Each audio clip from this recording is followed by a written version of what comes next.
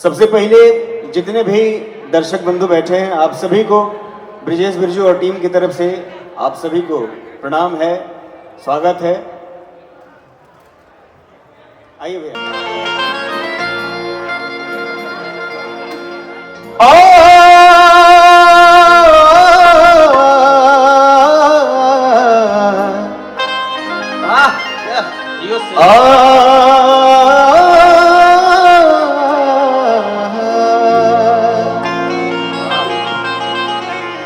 बड़ा ही सुंदर भाव बा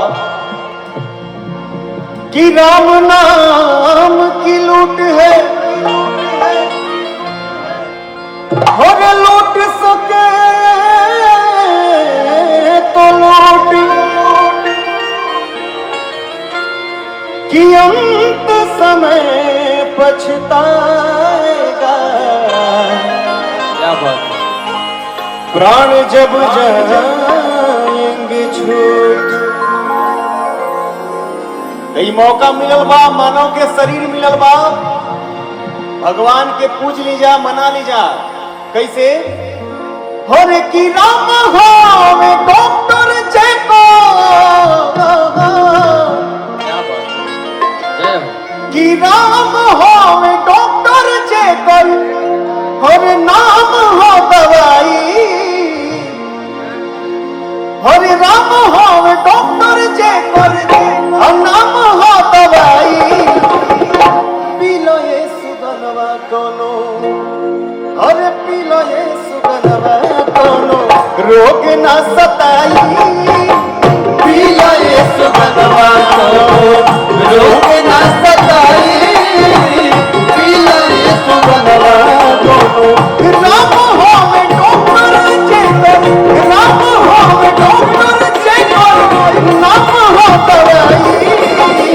पी लो ये सुगंधवा कोनो, रोग न सताई।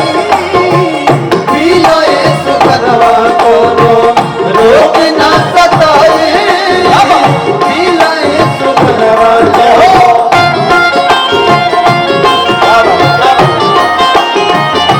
मीठी मीठी ताली बजा के जा रहा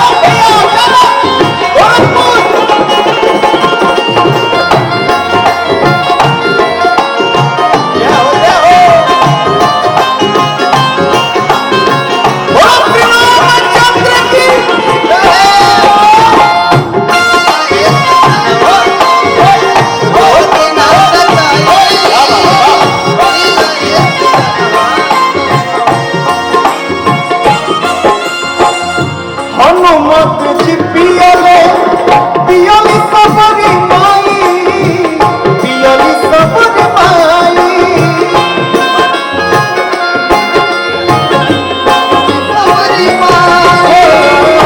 हनुमत जी पियले पियली सबरी माई, पियली सबरी माई।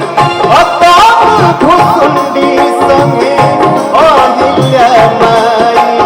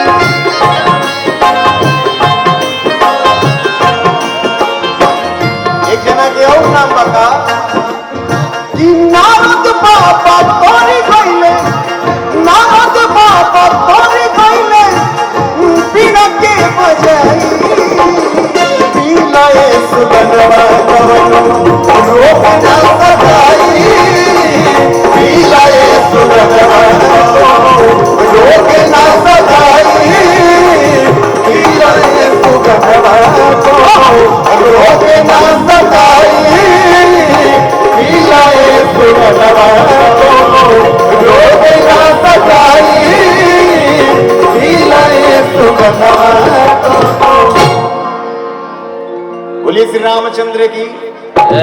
दो लाइन और गाय ओकरा बाद मंच खाली कर दे। जी सर।